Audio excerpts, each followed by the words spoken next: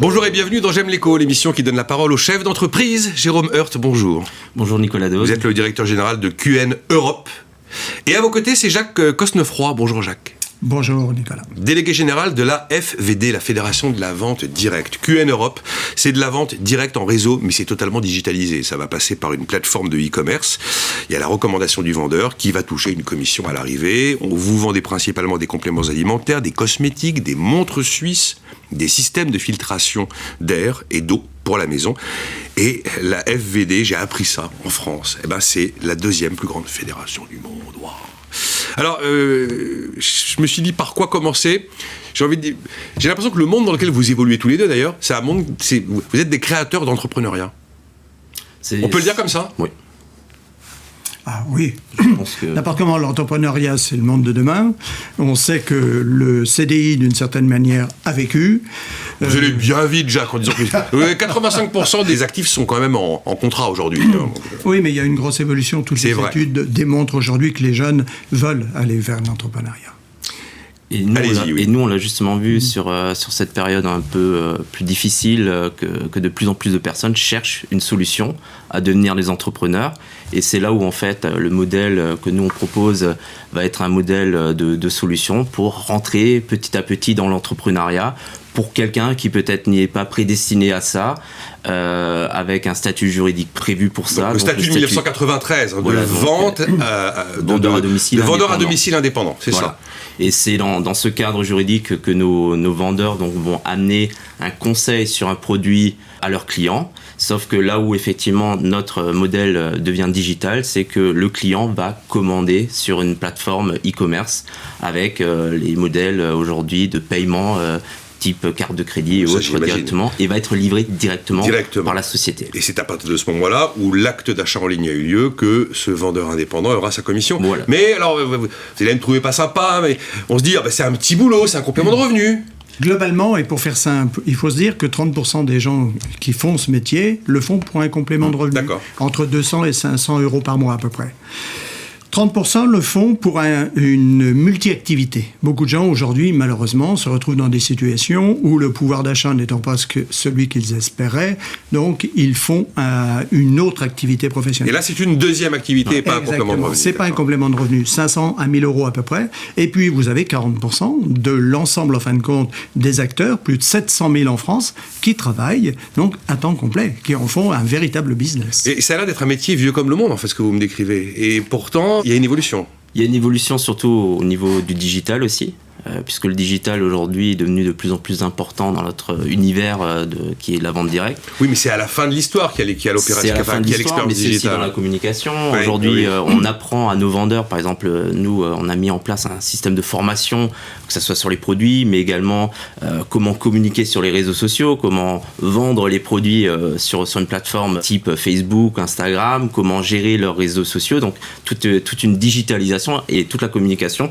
qu'on amène aussi en termes de formation. Quels sont les arguments qui pourraient convaincre quelqu'un qui nous écoute là et qui se dit tiens mais pourquoi pas ce statut finalement de vendeur indépendant à domicile ? Tout d'abord, effectivement, il n'y a pas de risque. Ça, c'est déjà être entrepreneur sans risque, puisqu'on va le délester déjà de beaucoup de paperasse. Il y a toute la partie administrative, juridique, fiscale qui va être faite, gérée par l'entreprise, puisqu'on a un cabinet d'expertise comptable qui nous accompagne et qui accompagne nos vendeurs dans leur entrepreneuriat. Ensuite, c'est effectivement, il n'y a pas de risque financier. C'est pas comme si vous ouvrez un restaurant ou un autre type de commerce. Donc, ils vont pouvoir essayer. On s'endette pas là. Voilà, on s'endette pas. Ils vont pouvoir essayer cette activité pour voir si effectivement c'est quelque chose qui est fait pour eux. Moi-même, je suis issu de la vente directe en tant qu'électrotechnicien de métier. Oui, d'ailleurs, au début, c'était un complément de revenu. C'était comme ça, il y a presque 17 ans. J'ai commencé par, justement, comme Jacques l'expliquait, un complément de revenu pour financer à l'époque un crédit immobilier. Et étape par étape, j'ai vu un peu plus loin, j'ai vu les perspectives d'évolution et de carrière. Et alors après, en plus, j'ai pas de contrainte horaire, j'ai une forme de souplesse, j'imagine. Voilà, ça, c'est l'autre avantage. C'est le côté, effectivement, c'est le côté indépendant. Voilà. L'indépendant suppose une forme de liberté. Nicolas, c'est un métier moderne. Mais oui, justement. Mais, voilà. Aujourd'hui, quand on se pose la question de savoir qu'est-ce que l'on va faire demain, comment on va le faire, une grande partie, en fin de compte, de nos concitoyens, ce qu'ils veulent, c'est avoir une certaine liberté. Profiter de la vie, donner un sens à leur vie et ne plus avoir forcément les contraintes. C'est un secteur d'activité qui offre en fin de compte ces possibilités. Quel que soit l'âge, quels que soient ses antécédents personnels et professionnels, quelle que soit la situation géographique dans laquelle on est.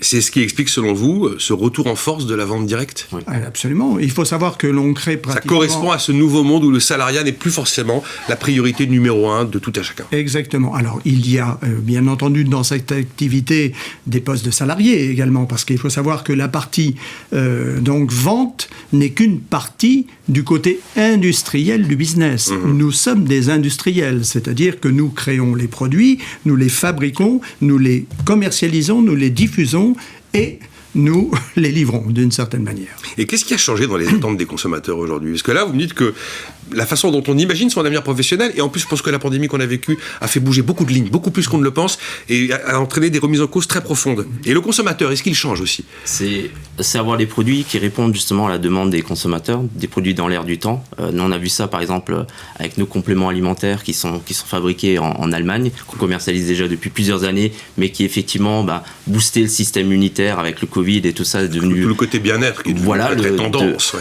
Ensuite, on a nos purificateurs d'air, des purificateurs d'eau qui répondent également aux attentes des consommateurs avec, comme Jacques l'a très bien expliqué, un circuit court puisque on va éliminer toute la publicité, tout le grossiste et autres pour avoir un produit premium à la fin mais qui est vraiment dans le prix du marché. Et Jacques Cosnefroy, cette vente directe aujourd'hui dans sa nouvelle modernité, j'ai envie de dire, elle a impérativement besoin de la dimension digitale ? C'est complètement consubstantiel au modèle ? C'est même plus une question. C'est même plus une question. Voilà. Oui. Il y a quelques années, on se posait la question de savoir si le digital allait être un outil au service du développement de la vente directe. Aujourd'hui, ce n'est plus une question. On parle plus du numérique dans sa globalité. Oui.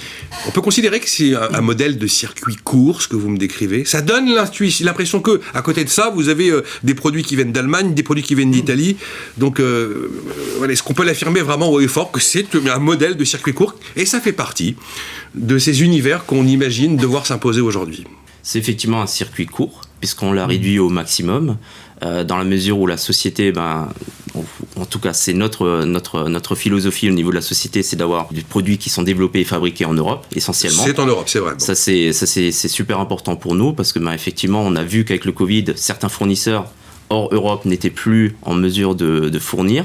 Ça nous a montré qu'on avait raison de rester dans la production européenne et effectivement, à la fin, on a un produit de qualité qui est proposé aux consommateurs. J'ai lu que vous étiez sponsor de Manchester City ? C'est effectivement un partenariat dont on est très fiers puisque c'est un des plus grands clubs européens, voire mondiaux. Et pourquoi là, vous avez atterri là C'est parce que l'Angleterre était un des premiers marchés sur lesquels on s'était positionné.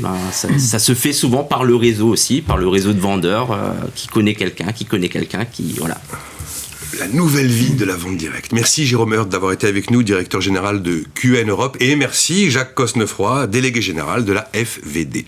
Merci Nicolas. Merci à vous.